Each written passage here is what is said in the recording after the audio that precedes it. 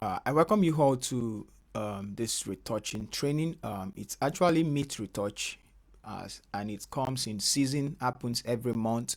And I just want to take the class in a new way, okay? Because I already have a lot of lessons that I can post without posting new ones. But I thought of making new lessons just because of the way things are getting more and more advanced. Okay, so I welcome you all to the class, and I'm going to be starting. And please just follow up, try and watch this, and you're going to get better in retouching. We are all learning. Okay, so just for introduction, I just want to share the tools we are going to likely come across when doing retouching, and some tips and trick you can use in retouching your image. So let's get started. Okay, so now the first thing I would like to show is the layers. I know you already know more about the interface of Photoshop. You know how to navigate everywhere, but that won't be very hard to explain right now. I'm just going to quickly explain it and then show you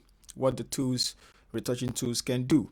So here we have our layers. You can find them any of the drop down or the tools you are not seeing. You can go to Windows and you're going to see them. I can click on adjustment and adjustment is going to pop up, but I usually remove it because down here we have curves already. We have all the adjustments. Okay, so all these are adjustments which are there. Okay, so I just go to Windows and I remove the adjustment I don't need.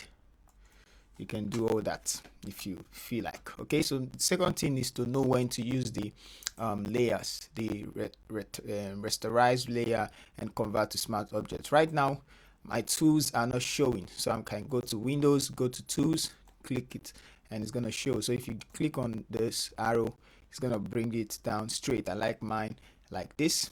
And now if I choose any of the two, I can actually use it. Right now it's on smart object, so I can affect. You can see the circular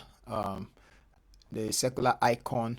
It's telling you that you can use the tool there. So I'm going to hit Ctrl D to deselect.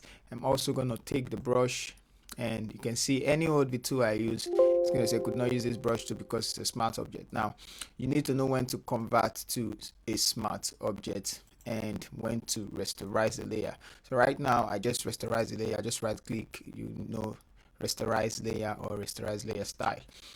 Okay, that's for another one. Okay, so now you can use all this. So I'm going to tell you the ones you are going to be coming across in retouching. Okay, so normally we know what our move tool does, and the most important one I'm going to say now is this macro tool, rectangular macro tool one, and also this one lasso tool, which is a 2, the third one, and crop tool. You must use crop tool. You can use it to resize your image, and for that, so that's the third one. We have the brush, the patch tool. We can use this patch tool. We're going to use the patch tool, spot healing tool, healing. All the tools in the patch tool are important, even the red eye tool, but you won't be using the red eye tool just like every time.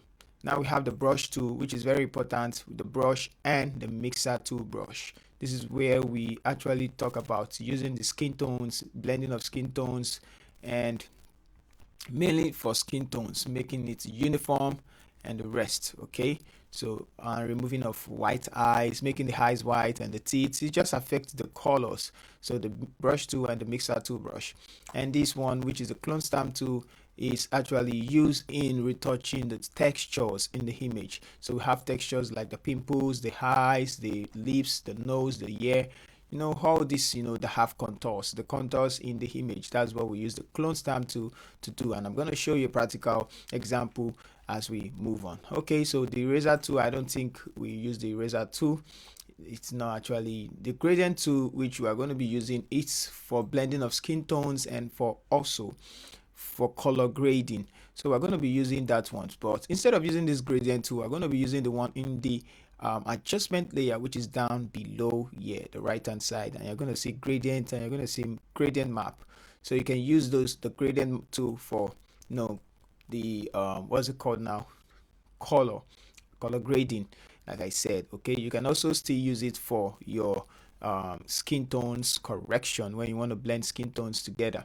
Okay, so you can use that one. I'm not going to use the smudge tool and all of the tools.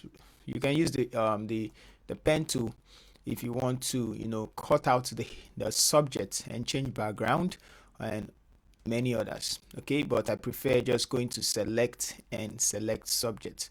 You can just select the subject. It's going to select the subject instead of using the pen tool and start, you know, clicking and clicking and clicking like this to cut it out. Okay, so Control D, Control Z, Z, Z, Z, Z. All right, so we are back here. So now that's the image. That's the tools we are going to be using. And another tools, the extensions are all this one, the adjustment layer, which we're going to be using. And the most important one also, like I said, is the curve, the hue and saturation, the selective color, the gradient map. Those are the important ones. I'm not going to be using the black and white. We're going to be using the color balance, hue and saturation, curve, probably levels, solid color as well. So they are like 7. I'm going to tell you what they do. Okay, but this is just an overview of, you know, the tools I'm going to be explaining in the next video.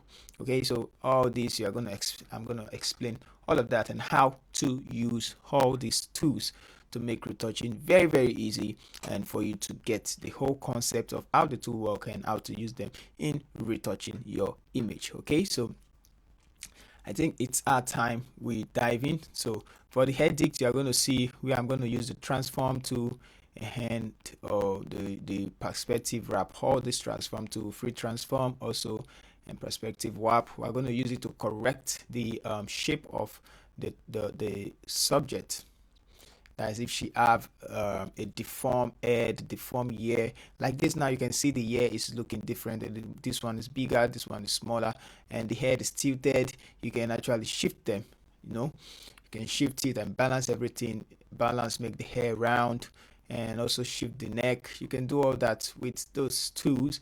And you can also go to liquify, and we're going to use liquify a lot. We're going to use liquify, and just take note of the filter, because when we come to the filter, we're going to be using the blur, Gaussian blur most especially. We're also going to be using the other, like the noise, and to create, you know, skin textures. This one I pass. We're going to use it to also create and, you know, retouch our images.